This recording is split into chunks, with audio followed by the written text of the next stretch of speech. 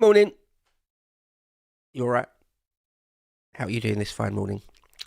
Guten Morgen. Buenos dias.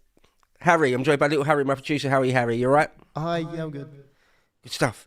Good stuff. Thank you for joining me. You are watching Breakfast with Beau, colloquially known as The Beau Show. Beau's Breakfast Club, the BBC, the Lotus Breakfast Club. Thank you for joining us. You are the glorious band, the chosen few. Oh, lovely cup of tea. We few. We happy few. We band of brothers. All right, let's just get straight into it then, shall we? The news, what's going on today? What's the corporate legacy mainstream media talking about today? What's the world banging on about Wednesday morning, the 28th of January, in the year of our Lord 2026? All right, half measures and fake jobs for sale. All right, half measures. All right, so the Mirror, let's just jump straight into the Mirror. There's the beautiful Princess of Wales. There, Kate. She opened a rugby club. She had her hair down.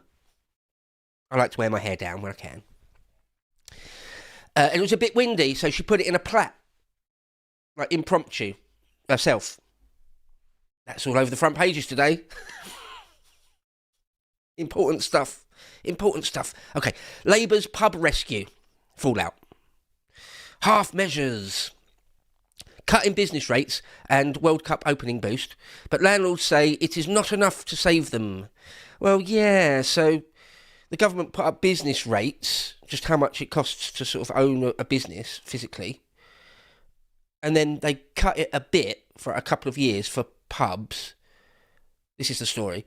But not loads of other hospitality things like restaurants and cafes and hotels and things. But for pubs, and they're saying that even that's not enough. I mean, it is a bit like, you tax someone a massive amount and then at the last minute drop it down a little bit and go, there you go, be grateful. It's like, no, that's not right. That's not how it works. That's not fair. That's who do you think you're kidding with that? But there you go. She has decided to give a little bit of relief for a little while, frozen for 2 years, I think it was, just to pubs. But even given that, they're saying loads and loads of pubs will still close. And as for the rest of the hospitality industry, which is already taxed up the wazoo, yeah, it's going to be like disastrous because a lot of these places, most small businesses, in fact, of any strap, the margins will be tiny. Your profits will be very small, with the best one in the world. So any sort of tax hike or rates hike or anything like that could be the difference between you going out of business or not. They want to destroy the high street. They do. It's very, very clear to me, very, very obvious, particularly pubs, if anything, despite these half measures. Yeah, it's mad, isn't it? They socialists hate sort of small businesses, medium businesses. They hate small businesses. They hate people owning anything. Really, the state should own everything in their mind, in their world, in their ideal world. Even sort of wishy-washy pinkos, they still think that. It's still part of their sort of core world view, is that any real ownership, private ownership, is bad. You know the old thing, it's almost a trope, isn't it? It's almost a cliche that the left say, you'll own nothing. Yeah, that's what leftists want, that the state owns everything. Including you and your children. They own you. Right? They can move you around as they see fit. Because they've all got some sort of Mao complex. Some sort of Stalin complex. Leftists. So gross. The Eye paper, let's move on. The Eye paper. Pubs U-turn to save Britain's local pubs, from extinction, but no help for restaurants facing April tax hikes. Yeah, the Eye paper is quite good. On the front page, they give you an extra little bit of blurb, which really covers all the main points of the story. So I'll quickly read this. Reeves gives pubs and music venues 15% off their business rates. The business rates are already through the roof, thanks to them. So it's not being particularly magnanimous or like really generous, really. Oh, I'll steal £100 out of your pocket and give you £15 back. Oh, thanks. Okay, so for and music venues, 15% off their business rates, which will then be frozen for 2 years, not very long, to save, quote, huge community assets, quote. It probably won't save them, though. And it's deliberate, it's by design. But she risks backlash from other hospitality firms, such as hotels, restaurants and cafes, which are excluded from the temporary extra support. Diners and travellers expected to face price increases, just the customer, for food and drink and hotel rooms to offset higher property taxes coming in April. Yeah, so if you're like a small business and they do this, the only way you could cover it, often, not always the way, but often, the only way they can cover it is just simply charge the customer more. But then that was likely, isn't it, to make less people patronise you, come and use your services and buy your things, because it's more expensive, so less people do it. So your profits still go down anyway. Labour MP Rachel Mascow says that many small businesses still face closure. Well, yeah. When your profits are tiny, any little thing can destroy you. Okay, the Daily Mail. There's a picture of Nicole Kidman and Anna Wintour there. I don't know if any of you are aware of who Anna Wintour is. She's like the most important person at Vogue magazine. I think she's gross on every single level. A gross human being. Something that's an indication, a symptom of what's wrong with the world, Anna Wintour. And yet she sort of is royalty in sort of fashion circles. She's sort of the most important, most powerful person in fashion.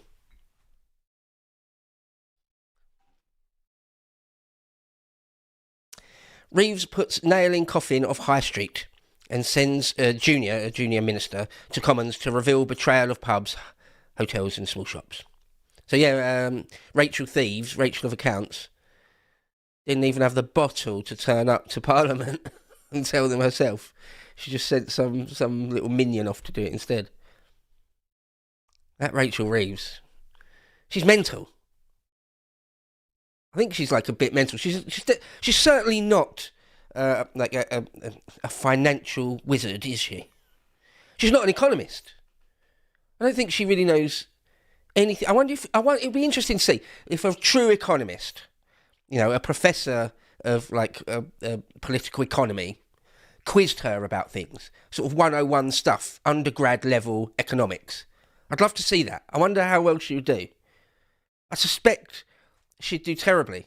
I think she's just a career politician who quite literally used to like be HR or something, or accounts or something, and was sort of handpicked because she's a woman to be the Chancellor. I don't think she's steeped in political economy. I really don't. All right, the Times, the venerable Times, fake jobs for sale to cheat system on migrant visas. Yeah, this is new. I always find that odd when I remember Jacob Rees-Mogg a few years back on GB News. An investigative journalist there did a piece all about how there's still loads of rape and grooming gangs. And this is like in the early 2020s at some point. I think Rees-Mogg was still an MP at that point. And Jacob Rees-Mogg was all like feigning that he didn't know. Oh, really? It's still going on, is it? I thought... Yeah. Everyone that's not living under a rock. Anyone who's not feigning ignorance knows. Same with this fake job scams. Yeah, illegal migrants get fiddle things so that they get visas. Yeah. Okay, it says, agents charge, agents. Organised criminals, you mean? These three gentlemen here. Agents charge up to £20,000, £20,000 sterling, a shed load of money, for non-existent, quote, skilled, quote, roles as genuine firms to fool Home Office. Yeah. It makes you think, doesn't it, that these asylum seekers, some people like to describe them as refugees, they've got 20 grand to spend. Really? The vast majority of normal people, they're sure on a good wage, or you're independently wealthy, you inherited or something. Most people haven't got 20 grand, just liquid, just in your account, ready to rock and roll. It's like the people they pay to get themselves smuggled across from Calais, like a few grand. Well, so you're not poor. So not only are you not actually fleeing a war zone or anything, you're not actually a refugee or someone seeking asylum or anything like that. You've actually got money. You've already got money. You've got 20 grand. Say you come over from wherever it is. Pakistan, Nigeria, Syria, whatever. And you've already got thousands, if not tens of thousands of pounds. Why are you coming here? Why are you coming here then? It's very odd, isn't it? If you're already wealthy, essentially. Certainly if you come from like a third world country. If you come from, I don't know, somewhere like Bangladesh or whatever. Syria. And you've got 20 grand liquid sitting in a bank account.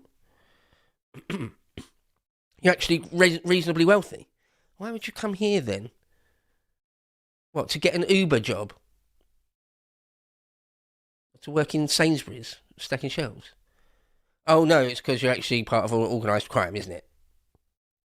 And you're going to do drugs and people smuggling and stuff. You buy yourself a tricked out Merc with black darkened windows. One of them. Mad. Fake jobs for sale. Oh, yeah. Yeah, like it's breaking news. Come on. The Daily Express, oh, it's a good paper. 350 migrants arrive, but only 281 leave under Starmer's French deal disaster. Quelle total farce. It's a total farce. So this is the story. There's lovely Princess of Wales again. Isn't she radiant? I shouldn't simp over her. It's tongue-in-cheek. I mean, she's pretty, but I'm being tongue-in-cheek whenever I sing her praises. That's what the papers always do. She's the most beautiful thing ever. She's the most wonderful person ever. She literally can't do any wrong. Someone did a joke the other day. I can't remember where I heard it or saw it. But they said, if she, she crushed a puppy, the papers would be like, wonderful Kate helps puppy into heaven. That's what they would go with. Okay. She braided her hair. Look. Scoop. Top scoop. Yeah, so this story, though, back to being serious. Starmer's flagship plan, the policy, wasn't it, is that we would send immigrants that come over, the boat people, the actual boat invaders down at the Channel. He would send them back to France, but France would send us one of their sort of migrant people in a one-for-one exchange swap. How that helps, how that benefits us in any way, how that really makes any sense, how that's in the nativist interest in any way, doesn't add up. Nonetheless, despite all of that, even that is resulting in a net increase of migrants to us. So under that scheme, it says there, we sent 350 of these people over back to France, expecting 350 of them back. Oh no, sorry, we sent 280. We sent 280 over to France, expecting 281 back from them. So the numbers stay exactly the same. Pointless, absolutely pointless. But even that, France sent us 350 for our 281. So we just got more then anyway. So, I mean, what? What the F? Harry, can we go to disdain cam 1? What the F? Yeah, I'm calling that camera disdain cam. The disdain cam. It's mad, isn't it? It's mad. Everything they do results in us being invaded by more foreign people. Isn't it? That's a statement of fact, is it not? Okay, the Telegraph, the Daily Tory Graph. Oh, here's a story. Oh, my God. Before we get into it, there's another image of the Princess of Wales. Okay, a serious story. Starmer-led, quote, witch hunt, quote, against Iraq veterans. PM's human rights case opened door to hundreds of soldiers being prosecuted. So this is a story. Just one more example of where Sir Queer Stalin acted as a traitor to the people, acted as much as he could against the interests of the nation. Going years back, this is. Right, let's get into it. In fact, I saw a decent segment by Patrick Christies off of GB News. He's my favourite there. He's my favourite GB News dude, Patrick Christies. He did a good bit. And, okay, what it is, going back years, like to 2007, Starmer was prosecuting our soldiers, our boys, for shootings they did in Iraq. One example is that this one particular bloke, a British soldier in Basra in 2003, during George W. Bush and Tony Blair's invasion of Iraq in 2003, he was ordered to sort of enter a building. You know, we were liberating, quote unquote, Basra in southern Iraq. He was ordered to enter a building. There was a guy in there with an AK-47, like pointing at him. He was trained to, and it's his job to then fire on that person, which he did and killed him. It's a war, and the guy had an AK-47.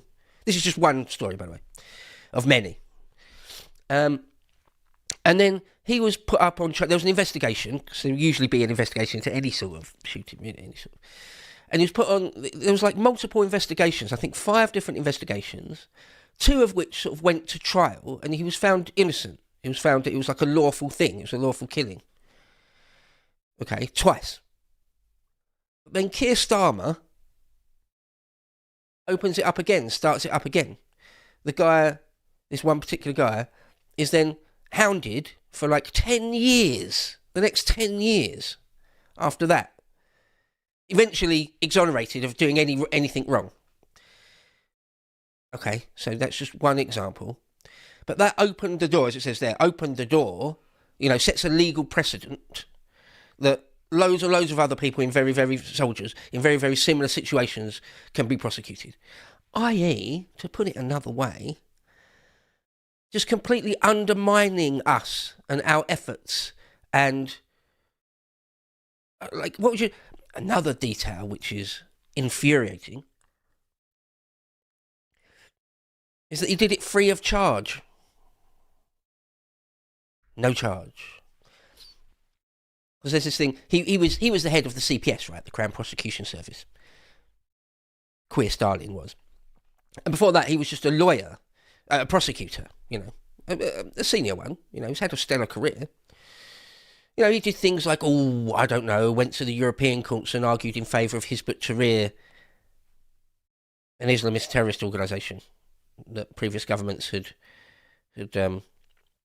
prescribed. And he argued in Europe that that prescription should be lifted. Brilliant. Cheers, Sir Keir. Thanks for that. Argue in favour, defend Al-Qaeda people and IRA terrorists. Sure. Why not? And there's this thing called the cab rank rule. Like a cab rank of taxis. They all line up. The taxis line up. And whoever wants a taxi, you have to go to the front one, the front taxi. And that's what you get. And then they all shuffle up. And the next person comes on. So, in other words, if you're the taxi driver, you don't get to pick. You just wait in line until it's your turn to get a customer. You don't pick the customer. Right? There's the cab rank rule. They say that about lawyers, right? Often lawyers for the Crown Prosecution Service, state lawyers, prosecutors, defenders and stuff. They say it's a cab rank rule. I don't get to pick and choose who I defend. Don't blame me for defending an Al-Qaeda suspect. It's the cab rank rule. It gets given to me. I've got no choice. Not always, and not in this case. Starmer chose to do this for free. What are you doing, mate? What do you think you're doing? What are you thinking? Well, what he's thinking is anything that undermines Britain, really. He hates Britain. Hates us. Hates soldiers. Hates the national project on every level. That's what he's thinking. That's who he is.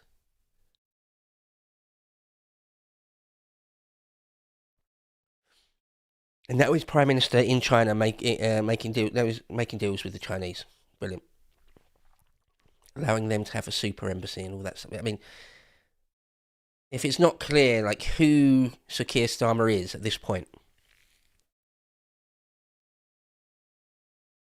a terrible man. I think a terrible person, and sort of obnoxious as well. On top of everything else, right? Like Tony Blair, the Dark Lord, as evil as he is, and I reserve that word, evil, but I truly think he is. At least he's not sort of like really, really, really annoying. You know, there's certain people who they're just obnoxious within moments of hearing them speak and seeing them. Like Tony Blair hasn't got that, has he? But Starmer, there's something about him. All right, what else have we got? Let's have a look at The Guardian, the Stain Cam. The Guardian, gross. Makes me want to throw up. The Guardian. Mass murder, quote, it's mass murder. Medics reveal grim reality of Iran's hidden death toll. This is an interesting front page. The fact that it's in The Guardian. Because, of course, The Guardian, who anyone doesn't know, like I don't make it perfectly clear every single day, they're the most leftist, aren't they? I mean, maybe the Metro's worse, but probably not, actually. The Guardian's sort of the most leftist, the most subversive, the most globalist, the most sort of race communist, the most sort of anti-white, anti-Western. All of it is The Guardian, right? But yet The Guardian, though, they're not very often pro-Islam, because it's anti-Western, anti-British. Even The Guardian are running with the headline that there were, in fact, a massive death toll in the Iranian protests recently. There you go. Deaths estimated to exceed 30,000 after surge in regime brutality. That's The Guardian saying it. Like they've suddenly had a change of mind, and they're suddenly like really pro-Pentagon hawkishness intervention. They're not, of course they're not. That's not what's going on here. That's not the case. They've decided, they've made an editorial decision that is true, that is accurate reporting. Whether it is or not, I don't know. But The Guardian are going with that. Interesting. I mean, I remember, like a week ago or more, even the regime themselves admitted that something on the order of 2,000, or was it 3,000? Good couple of thousand had been killed in the protests. That's the regime themselves. So there's no doubt that it's on the order of thousands. At the very least, low thousands.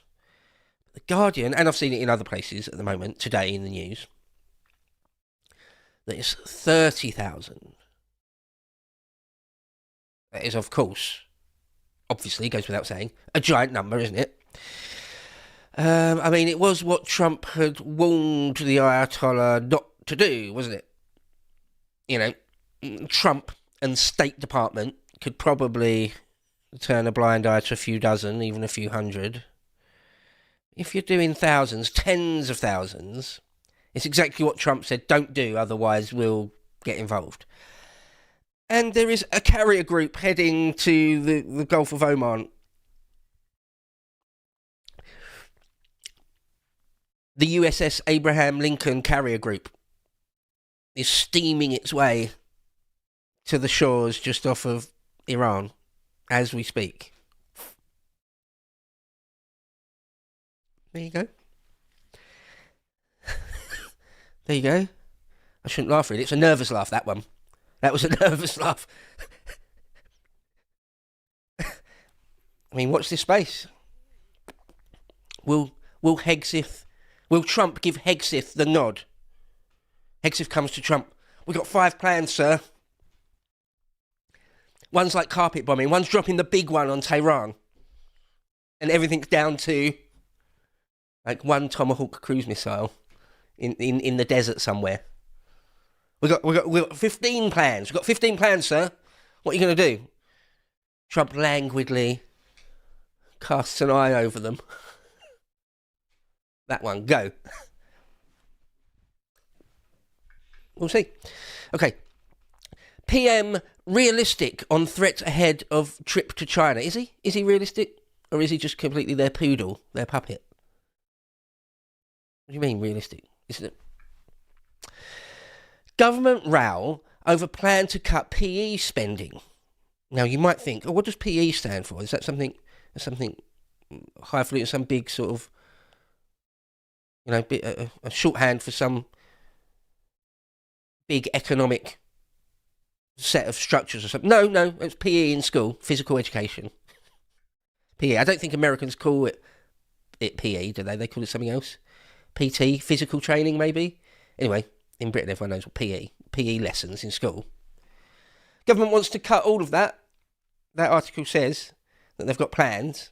It's not happening immediately, but they've got plans to just not give schools any money. For PE. I guess they want kids sort of fat and unhealthy so that they live in the pod and eat the bugs and whatever and become lethargic and docile. I mean, why would you cut PE? Come on.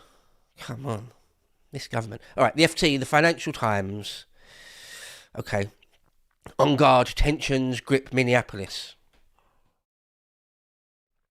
I mean, kind of, not really. Although Trump is reacting to it in various ways. We'll see that as we go through the hour. Trump is sort of taking the thing seriously. He really didn't like the optics of that Alex Pretty killing. I get it. When his dead body slumped to the snow, both his hands were empty. Okay, Washington links Ukraine's security guarantee to territorial concessions. It's a roundabout way of saying, oi, Zelensky, you've got to give up land. If there's ever going to be peace, you've got to give up land. You've got to give up some part of Ukraine. Okay.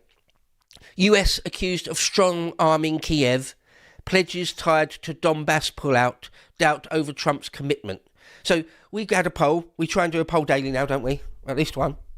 And I instructed little Harry, who isn't that little, by the way. He's just littler than Harry Robinson, the giant, the office giant.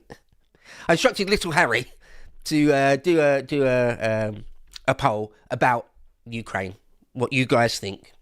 And I'll read that out, read the results that out when I finish the front pages. I asked him to put something like, do you think Ukraine should cede territory in order to have a peace? So I'll let you know the results of that in a little bit, in a minute. All right.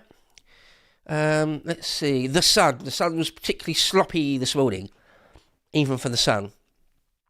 So there we've got Kate. Oh look, see, there was her hair with her hair down, but then it got windy and she quickly did a plait. Okay, Jordan, Katie Price's husband, is a lying swindler, claims two former lovers. Run for the hills, Katie.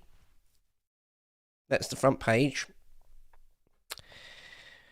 That's news in Britain. The Daily Star. And they're off abroad, away at the races. Almost speechless at the level of journalism, really. They're doing the Star paper themselves are doing some sort of holiday giveaway thing, and they've put that on their front page. Slop, pure slop. Okay, the Metro.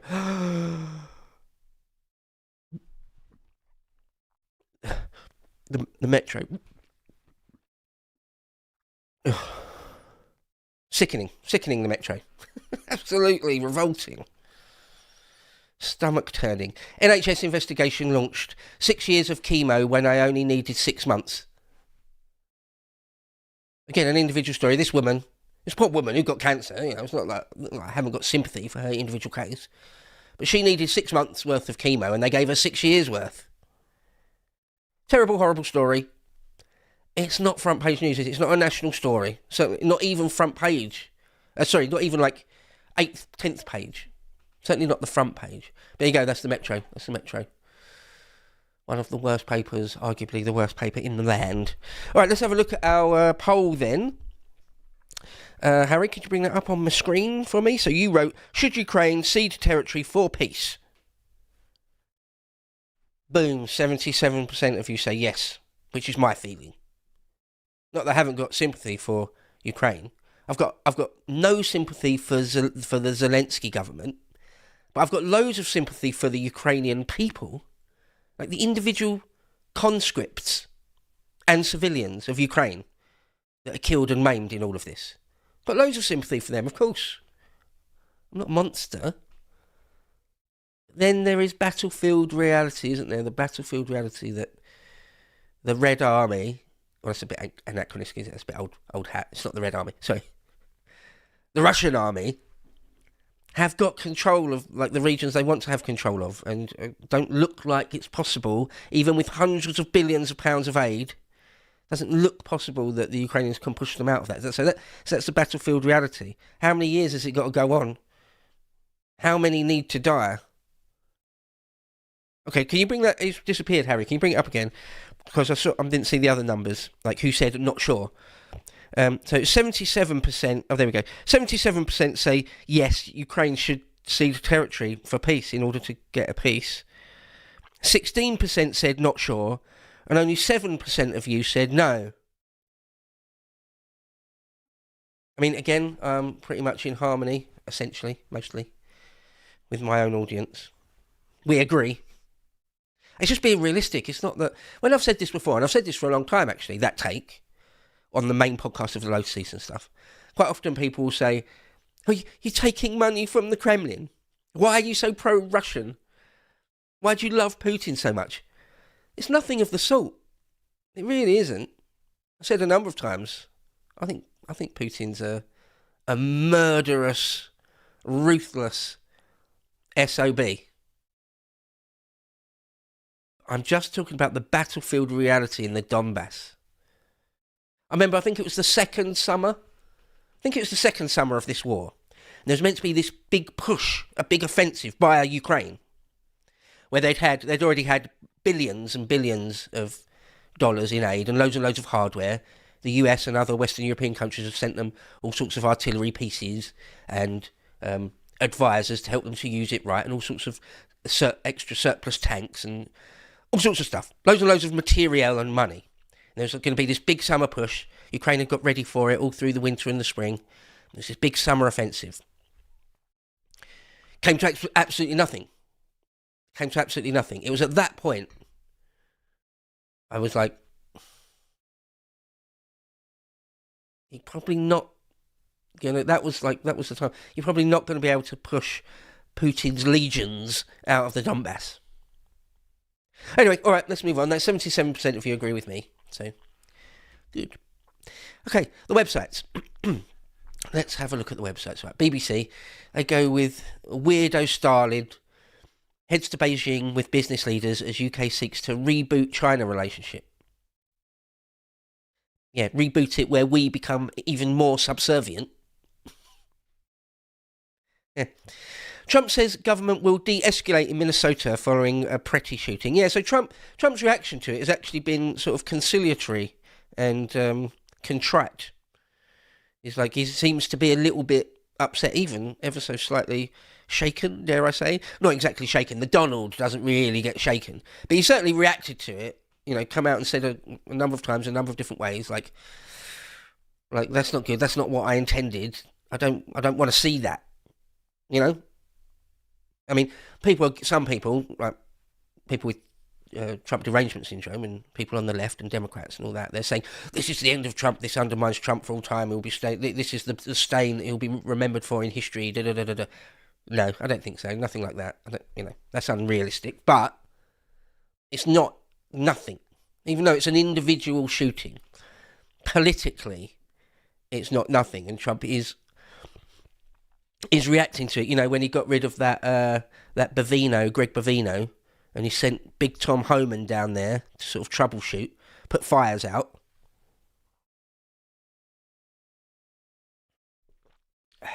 Send in the big guns, the big beasts. Okay, Minnesota Congresswoman Ilhan Omar attacked with unknown liquid during town hall. So I saw this, I thought, okay, let's start. I despise Ilhan Omar. But even her, I wouldn't want to see physically attacked. Certainly not like sprayed with acid or anything. No way. No. But it wasn't. It doesn't seem to have been acid. I mean, the story's not that old, but so what happened was this guy, member of the public, came out of nowhere, or she was doing a little town hall, a little meeting to a few dozen people. This guy sort of comes out of the crack, comes out of nowhere, and he squirts a little bit of liquid at her. I saw one report said he had a syringe. But anyway, you can see, like, it's only a small amount of liquid. It's not like a whole cup's worth of liquid or anything. It's a relatively small amount of liquid. And he either chucks it at her or squirts it at her. And it doesn't hit her in the face or anything. And that's it. And she was completely unhurt. And someone, like, he didn't touch her physically. One of the security guards there immediately bundles him to the ground, and the incident effectively is over. And yeah, she was completely unharmed. So, in one sense, you could say it's sort of nothing. It's a complete nothing burger. On another level, you can say, you know, it's not good. That could have been acid. It could have hit her in the face. You know, like that could have been just one more episode in the escalation of political violence in the United States or in the West. Not good, right? I don't want that. No one really wants that, do they? So there you go. That happened. So that's the thing in the world. All right, that storm that's going to hit Britain is still a story. Storm Chandra. Well, it's actually happening. You know, like heavy rain and flooding has disrupted travel across the UK. We're a relatively low-lying island. Doesn't take much, does it, for flooding to occur? It really doesn't. You know, we're not as bad as Holland, but our elevation above sea level isn't that high. If Gettr is right, and Al Gore are right, and sea levels rise by metres, but if that did happen, loads of Britain would be underwater. Yeah, loads. Like the Thames Valley would all be underwater. We'd have to move the capital to Birmingham or something. Okay, what else we got? Let's have a look at another website. ITV News. The storm, some trees fell over. Starmer to promote a consistent relationship with China on visit. Yeah, that we're consistently their bitch. That made Harry laugh. What else? Yeah, like Trump. Trump wants honest investigation into Pretty killing as Melania urges unity. Are the Minneapolis killings a turning point at the Trump White House? Andy Burnham says, quote, it's simply untrue, quote, that he knew he'd be blocked from by-election. Okay, fair enough. Probably should have known, though. I mean, that's all very well, but got a little bit of egg on your face there, Andy. It's like you went for it. You tried to start the process of making yourself Prime Minister, and when it failed at the first hurdle, basically. A little bit embarrassing politically. I mean, there you go. All right. Don't shed a tear for Andy Burnham's career. He's a douchebag. Sky News. Starmer quizzed over Burnham as he heads to China. Okay. Was there anything actually particularly interesting on Sky News? Oh, yeah. Farage and Polanski analysis. Farage and Polanski could both inflict huge damage on Labour. Yeah, I think so, yeah. Politics is becoming polarised, isn't it, in the 2020s? Across the world, certainly in the West. You know, all places like Germany, Holland, France, Britain, the US. The centre ground is losing. People are going either to the right or to the left. Because we tried the centre ground, didn't we? We tried that. We tried being reasonable. We tried being centrist dads. We tried saying, just let us grill, bro. That didn't work. The left didn't let us do that. Left not happy with that. So here we are with polarisation. Blame the left for it. It's nearly always the way in history. Nearly always the way. It was the leftists. It was the communists and the Marxist-Leninists, etc. and their pinko allies that won't let you be a centrist. They won't leave you alone. So there we go, brilliant. Just another cycle of that. Thank you. Okay, here's a story. Again, analysis. Some serious analysis from Sky News. An immense day for the Church of England, the Anglican Church, that is. And it could be just what it needs. This woman is now, formally, officially, or is going to be today, either way, is the Archbishop of Canterbury. The highest religious office in the Anglican Church. Well, other than the sovereign, of course. The senior Archbishop. The Archbishop of Canterbury. There you go. I mean, if you just have a look at her physiognomy, you just take a glance at like her. She looks like Tubbs, doesn't she, from League of Gentlemen? Did you ever watch League of Gentlemen, Harry, or is that before your time? League of Gentlemen? Yeah, I think that's a little before my time. Okay. Okay, all right, sorry. Yeah, this freakazoid is now the Archbishop of Canterbury. She's utterly woke to the max. Of course she is. So that's the church now. If you're Church of England, if you're an Anglican, well done. She's your leader now. She's your Il Duce going forward. The Anglican Church, what an absurd organisation that has become. I wonder what 17th century Anglicans would think of the modern church. I wonder what they would think. All right, the Daily Mail. What's the Daily Mail? Oh, their top story is the Ilhan Omar syringe attack. Oh yeah, look, he has got a syringe there. I saw a clip earlier this morning, but only once, and it's all over in like a fraction of a second or 1 second. But there you go. Clearly, he's got some sort of syringe there. You probably wouldn't squirt water, would you? Unless it's just a fake out, unless it's just to seem a lot more scary and sinister than it really is. But he was immediately tackled to the ground. She actually goes up to him with a raised fist like she's going to throw a punch. She doesn't. Okay, man armed with a syringe attacked Minnesota Democrat Ilhan Omar as bitter fallout from, quote, execution, quote, of nurse by ICE rocks America.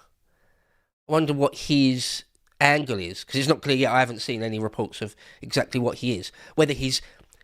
I assumed he was sort of the right, but I've got no idea. He might be super far left. Like, even way further left than Ilhan Omar. And he's annoyed at her for not being a lefty and traitorous enough. Or he might be a pro-Trump MAGA type person. I don't know. Like a super patriot. I don't know. Really don't know at this point. But Ilhan Omar was unharmed. You'll be pleased to know. All right, Angela Rayner warns Starmer must do better as allies say she is ready to fight West Streeting for number 10 with PM's grip on power loosening and Burnham shut out. Yeah, the idea that if perhaps at the next local elections or after the by-election in Manchester, either or, there will eventually be full-blown proper sort of leadership contests against Sir Keir Starmer, who, if not Burnham, will step up to sort of lead that, step into the breach. A lot of people saying it's the Health Secretary Wes Streeting, or Angela Rayner herself. Disgraced ginger idiot Angela Rayner. Maybe Lammy will have a pop. Who knows? All right, let's have a look at another one. The Express. Oh, they go with top stories about Andrew. Look, he's having a laugh. He's enjoying himself. Andrew back on the market. King Charles will have his head in his hands. Don't care. Meghan Markle, don't care. All right, The Sun. Yeah, The Sun's super sloppy. We'll move over this super quickly because I know the glorious band, The Chosen Few, the audience of the Beau Show, don't really like slop, but just super quick to say then, as quickly as possible really. Run for the hills, Jordan. Your new hubby is like, he's a lying swindler and preys on women. Not my words. Don't sue me, not my words. That's on the top of The Sun there. There's been some floods in Britain because it rained a bit. Shell Hell. Michelle Keegan, I'm not even sure who she is really. I've heard the name before, but I don't even know what she is or what she's famous for exactly. Anyway, Michelle Keegan versus Essex mums. How Freebie Holiday sparked outrage and why her next move is even more controversial. Could not care less. Couldn't care less. Oh, this dad, he had he got a filling at the dentist and it put him in hospital for a while. Gary Barlow used to be a bit fat. Read all about it. The Sun. What a joke. Okay, let's move on to the United States. Let's hop across the pond. The New York Slimes. Oh, they're going with the Ilhan Omar attack. There you go. Have we got the... Show the clip. Will you see the moment of the attack? The very moment... Don't worry about it. It's not that important.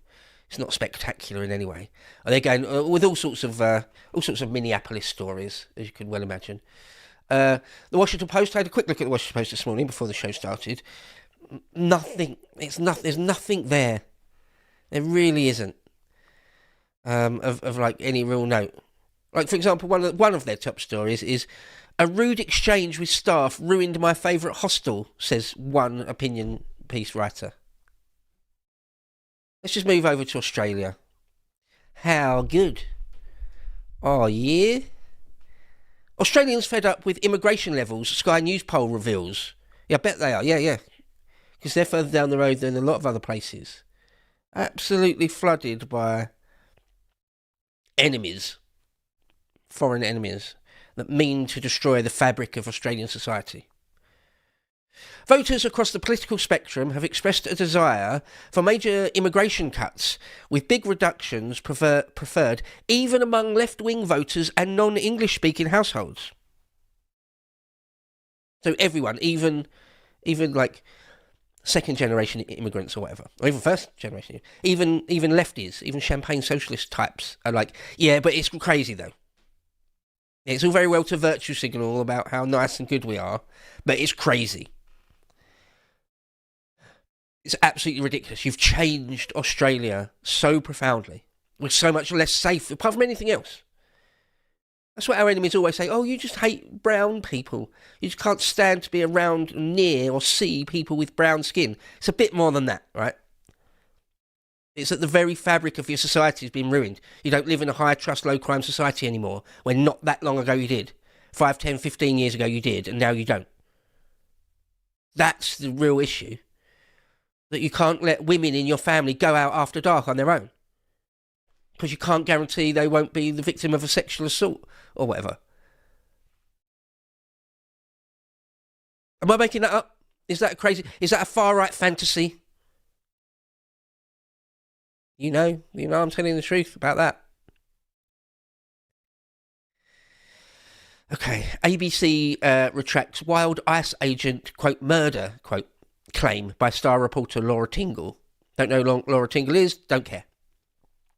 Top imams demand end to terms like radical Islam. Oh, do they?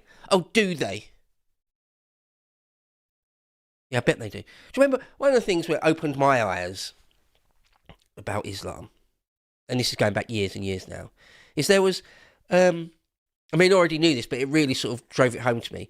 Years and years ago, there was the story of the Danish cartoons. Anyone remember that? It must have been in the very early 2000s. And there was a Danish cartoonist who had drawn some incendiary images. He dared to actually depict the Prophet Muhammad. Blessings be upon his name.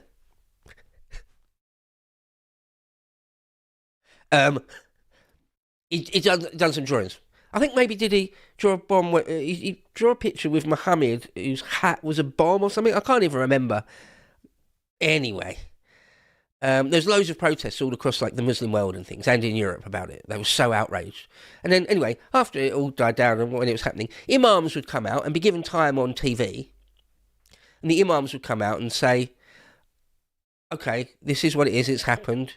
And some people would die in these protests as well. Right? And the imams would come out and say, but let's make sure, the most important point out of all of this, the lesson that everybody, the whole world should learn out of this, is never do it again. Yeah, your freedom of expression is sort of at an end, as far as we're concerned, in our minds, if we had our way. That's the overall meta point about all of this. I remember thinking that. I remember seeing that and thinking, Really? This is what it is now? This is the paradigm? This is the deal? Is it? You know, the Charlie Hebdo stuff, the Charlie Hebdo massacre. Lots and lots of imams and Islamophiles, one way or another, whoever they are, will come out and say, it's terrible, we condemn the killing, and blah, blah, blah. But let's make sure, but Charlie Hebdo were in the wrong, though. But Charlie Hebdo, you know, brought it upon themselves, though, ultimately. And don't do that again. Again, Charlie Hebdo, a French paper, if you don't know, French magazine, satirical magazine, that had dared to print similar things, poking fun at Islam and the Prophet. Two guys went in there with AKs and killed loads of people. They're like, we condemn the killings, but don't do it again. You did bring that on yourself. I mean, so in Australia, top imams demand end to terms like radical Islam. All right. Australia's peak Muslim body, I don't know what peak Muslim body means, have demanded an end to terms such as radical Islam and extremist Islam after former Prime Minister Scott Morrison called for reform in the wake of the Bondi massacre. Yeah, that's what it is. That's what we're dealing with. How don't you know that yet? If anyone, I mean, most of the Beau Show audience will be fully aware of all of this already, I'm sure. But you got a lot of people with still their head in the sand. I know people IRL, like just normal people that aren't politically aware, particularly, and they haven't got a bad bone in their body. And you'll say something like, you mention something like this, or talk about what I just said about the Danish cartoons or Charlie Hebdo, and they're quite almost literally going, no, like they don't want to hear it. They don't want to hear the concerns, the danger baked into it all that we're facing, particularly because of mass immigration. Have got no choice but to face at some point. They just don't want to hear it. They just quite literally sometimes like, just change the subject. You won't be allowed to change the subject at a certain point. They won't let you change the subject. All right. I've only got a few minutes left, so should we quickly flip through? There wasn't much in Japan. They talk a lot about South Korea in the Japanese news, I find interesting. Well, obviously, and they're right next to each other. They're essentially neighbours, aren't they? But like North Korea did some missile tests. Where was that? Can't see it, but North Korea did some missile tests that landed in the Sea of Japan, i.e. the sea in between Korea and Japan. They did some big tests there, but North Korea do that from time to time. It's a bit provocative, isn't it? Although the South Koreans do relatively provocative military exercises as well. Okay, the Chinese news, the Xinhua network. Same as nearly every other day. Pretty bland, ultra pro Xi stories. Xi replies to veterans of Zimbabwe's National Liberation War. China's cross-border trips hit 697 million in 2025, setting high record. China's central businesses, like the state-owned enterprises, China's central state-owned enterprises keep research and development spending above 1 trillion yuan for 4 straight years. China's Greater Bay Area airport cluster ranks among top aviation hubs globally in 2025. You get the idea. It's just an endless slew of, we're brilliant, how good are we? There you go.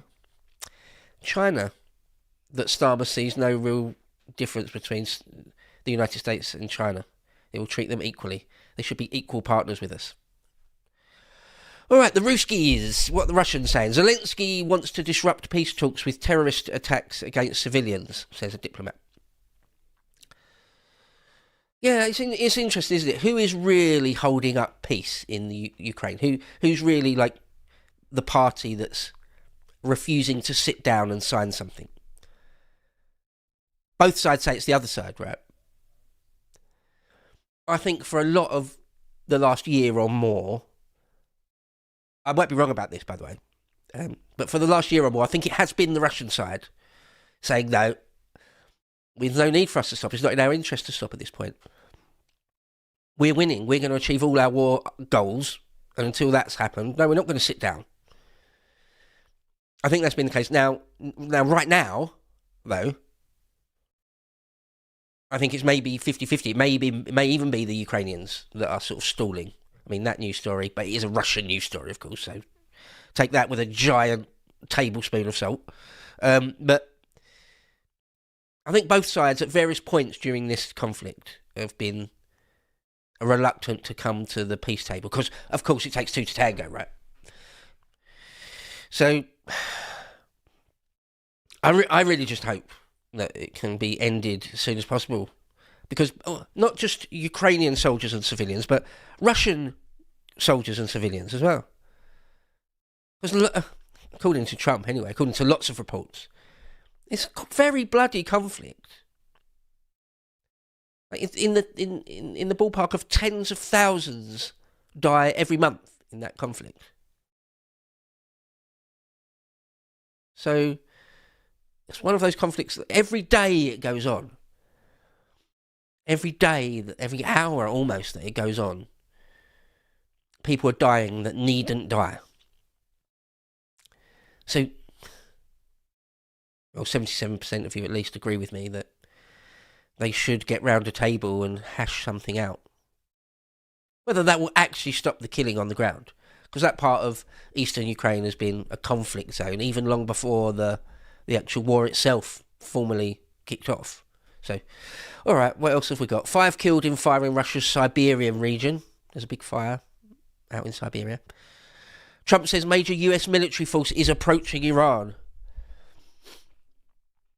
Fairly interesting that at least the British mainstream print media, there wasn't a dicky bird about that, was there? Nothing. All right, a few minutes left. As we go straight to skip Germany and France today. Quick space story. I know you like space stories. I love my space stories. Quick story here, just about the NOAA space solar observatory reaches Lagrange point 1. So that's obviously an artist's impression, but there's a satellite that's going to be studying the sun, and I'm fascinated by the sun. Of course, I'm fascinated by all space things. Done segments on space, written articles about various things in space. The sun dictates nearly everything that goes on in our solar system, right? I think the sun dictates our weather patterns on Earth. It's not the only factor, of course. There are loads of. It's an extremely complicated system, our weather on Earth. But a big factor in it is the sun. What the sun does. The sun has cycles. The sun has quote unquote weather of its own. We need to know how all of that works, all the processes and that. The better we understand that, the better for us. So yeah, this thing has reached its Lagrange point, i.e. the point where it will sort of stay in space relative to the sun and the Earth and just watch it. So that's good. Yeah, any and all new research into the sun is welcome, in my opinion. Good stuff, great stuff. All right, this day in history. It's nearly 9 a.m, so let's have a quick look at this day in history. On the 28th of January, in the year 1521, Holy Roman Emperor Charles V opened the Diet of Worms in Worms, Germany, which lasted until the 25th of May and produces the Edict of Worms, denouncing Martin Luther. The Martin Luther, not to be confused with Martin Luther King Jr. So Charles V, Holy Roman Emperor, was protecting, in essence, Martin Luther. The popes in Rome wanted Martin Luther to come and have a little word with them and the Roman Inquisition,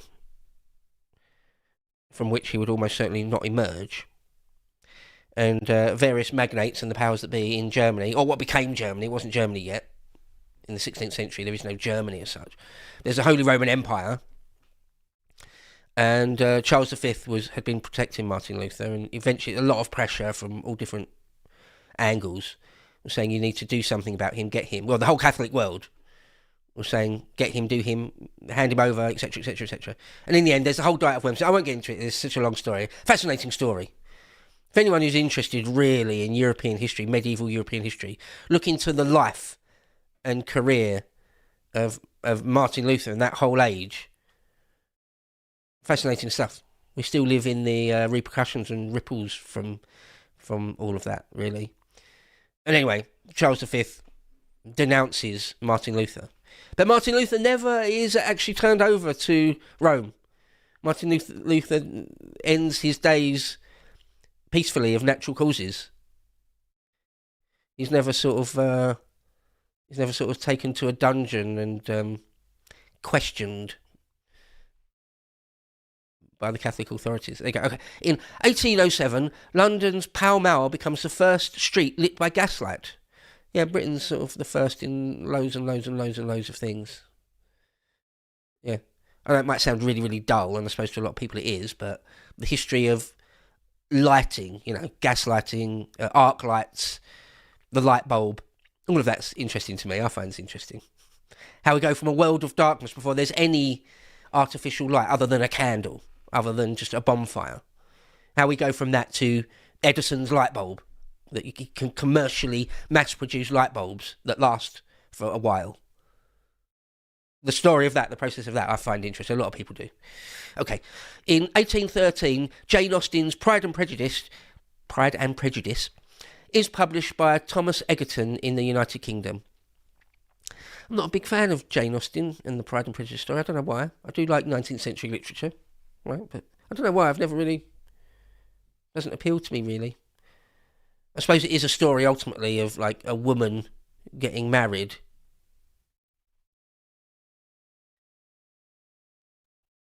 Does a dude like me care about that, really? Now, give me some H.G. Wells. Give me some Jules Verne. Much more interesting. Okay, in 1819, British colonial officer Stamford Raffles lands in Singapore. Yeah, the completely uninhabited Singapore, as I understand it. Of course, there's a long and storied history then of us in Singapore, the British in Singapore. Some would characterise it as terrible colonialism, evil British colonialism. Others will say it was an empty bit of land and we turned it into a great, shining success. You're welcome.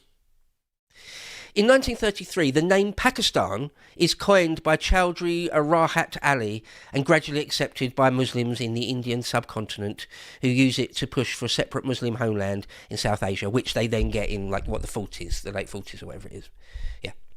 So, yeah, before that, it was just like, Sindh, like the land of Sindh, or the Indus Valley.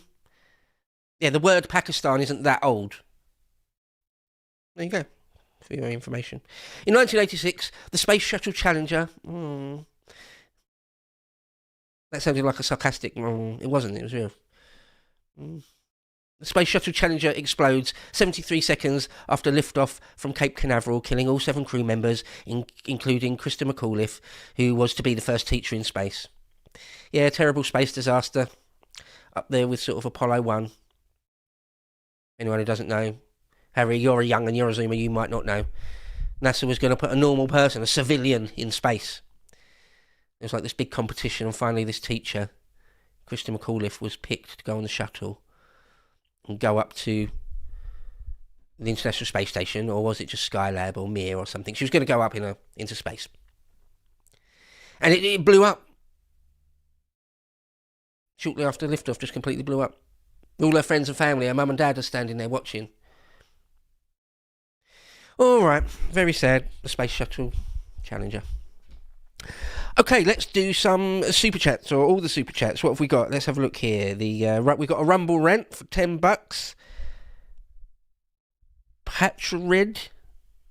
Patreed says, so a Labour government sends a guy off to war, and then a Labour lawyer hounds him in court for killing somebody. Yeah. Exactly that, yeah. Yes. Travesty, isn't it, really? Okay, YouTube Super Chats. Mr. Gently Benevolent says, another fine day to crack open a bottle of wine and have dinner with Dade, because he's on the other side of the world. Suppose the missus can have a glass as well. That's very generous of you. It's very benevolent of you. Allow the missus to have a glass. One glass. Don't get carried away, love. So Dukes149 says, tax, the price you pay for living in a kleptocracy. Yeah. I've got some libertarian leanings, particularly economically. I think most tax is theft, state-sponsored theft. I'm not 100% against 100% of taxes, but most taxes. In Beau's Britain, I would look at getting rid of 95% of taxes across the board, in every way, shape or form. You know, I would. Your economy would almost certainly boom. The people would be richer. It's a very broad thing. I've studied a bit of political economy at postgraduate level, so it's not just complete scatterbrained, harebrained nonsense. Lots of serious economists would agree with that. Okay. Noble Johnny Calley says, to slurp or not to slurp, that is the question. Bring back the slurp. Nothing wrong with occasional slurp of morning tea on the mic. Okay. And bring back the slurp to breakfast with Beau. A poll, please. Okay, maybe tomorrow. How about that, Harry? Tomorrow we can do a poll.